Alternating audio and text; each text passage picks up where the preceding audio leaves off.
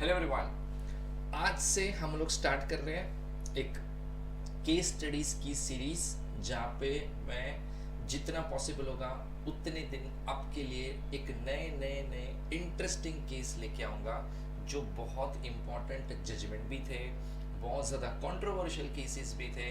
ऐसे सारे केस के रिलेटेड इंफॉर्मेशन मैं आपके साथ इस पर्टिकुलर या एवरी वीडियो के अंदर आगे शेयर करूँगा। ठीक है, तो आज का हमारा सबसे फर्स्ट वीडियो है, जो है समर घोष वर्सेस जया घोष। ये केस है रिलेटेड टू डिवोर्स। अब यहाँ पे जैसे कि आपको क्वेश्चन दिख रहा है कि not cooking food for a husband is a cruelty, क्या ये क्रुएल्टी काउंट हो सकता है क्या? तो चलो इसी केस को एक बेंचमार्किंग जजमेंट माना जाता है सुप्रीम कोर्ट के थ्रू, क्योंकि सुप्रीम कोर्ट ने इस केस का जब डिसीजन सुनाया था तो बोल दिया था कि ये बहुत इंपॉर्टेंट केस है और एक बेंचमार्किंग जजमेंट इसके अंदर पास हुआ था। लेकिन ये केस का कंक्लूजन जानने से पहले कुछ केस की स्टोरी समझ लेते हैं कि केस एक्चुअल में था क्या। ठीक है, तो सबसे पहले जो ये केस का हम लोग कुछ बेसिक फैक्ट्स देखते हैं, वो कुछ ऐसा है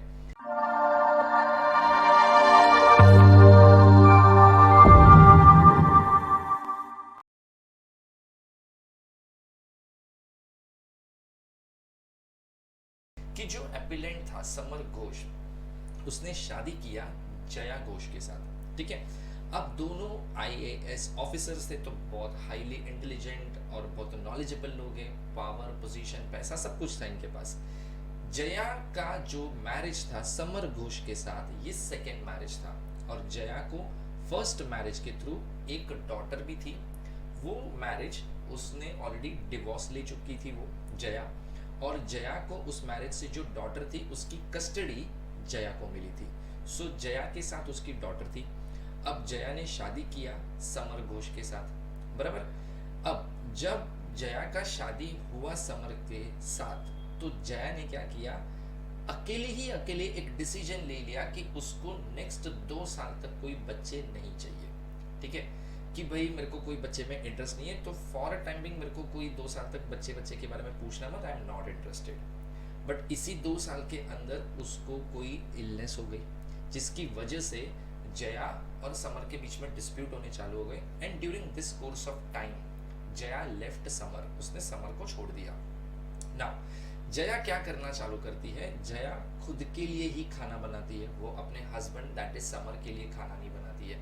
ठीक है, और यहाँ पे ऐसा भी हो गया कि there was a time when one incident took place where the appellant felt insulted, they started living separately for more than 16 years. और कुछ डिस्प्यूट हुआ जिसके चक्कर में समर को एक दिन ऐसा फील हुआ कि इसने मेरा इंसल्ट किया है, और वो लोग दोनों अलग रहना चालू कर देते, और 16 साल से वो लोग अलग रहते हैं। अब एक टाइम ऐसा है कि हस्बैंड ने डिवोर्स पिटीशन फाइल कर दी कोर्ट के अंडर, और उसने बोला कि I am looking for a divorce from my wife Jaya under mental cruelty under section 13(1) of the Hindu marriage act 1955।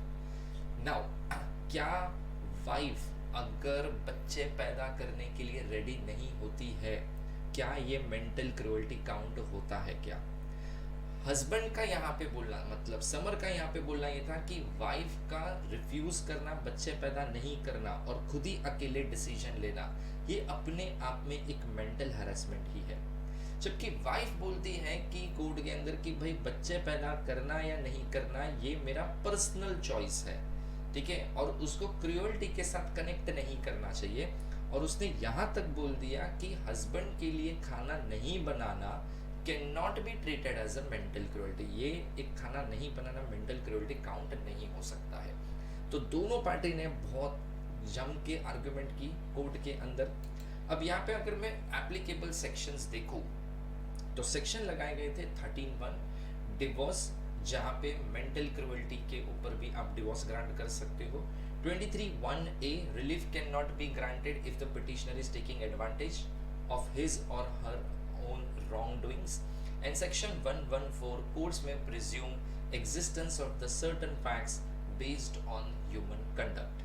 तो ये 3 सेक्शन के ऊपर पर्टिकुलर ये केस फाइल होता है, काफ़ी लंबी आर्ग्यूमेंट चलती है, और फाइनली जब सुप्रीम कोर्ट का डिसीजन आता है, लेकिन उसके पहले फैमिली कोर्ट समर का पिटीशन रिजेक्ट कर देता है, हाई कोर्ट रिजेक्ट कर देता है, और फाइनली जब समर सुप्रीम कोर्ट में ये केस को लेके जाता है, तो सुप्रीम कोर्ट ने फाइनली इस डिसीजन पे जो अपील फाइल हुई थी सुप्रीम कोर्ट के अंडर वो एक्सेप्ट की और बोला कि समर यहाँ पे ऐसा पर्सन है जो अफेक्टेड है बिकॉज ऑफ मेंटल क्रूअल्टी और उसको डिवोर्स ग्रांट होना चाहिए, और फाइनली सुप्रीम कोर्ट ने उसको डिवोर्स ग्रांट किया। ठीक है, तो ये एक बहुत इम्पॉर्टेंट केस है। आज भी हिंदू मैरिज एक्ट के जो भी डिवोर्स रिलेटेड केसेस आते हैं उसमें काफ़ी सारे केसेस के अंदर इस केस को आज भी यूज़ किया जाता है। समर घोष वर्सेस जया घोष जो एक बेंचमार्किंग जजमेंट था अंडर मेंटल क्रूअल्टी। तो ऐसे आगे बहुत इंटरेस्टिंग केस हम लोग लेके आएंगे, तो हमारे चैनल को लाइक शेयर एंड सब्सक्राइब करके रखना, आपको बहुत इंटरेस्टिंग केस आगे मिलने वाले हैं। Thank you very much.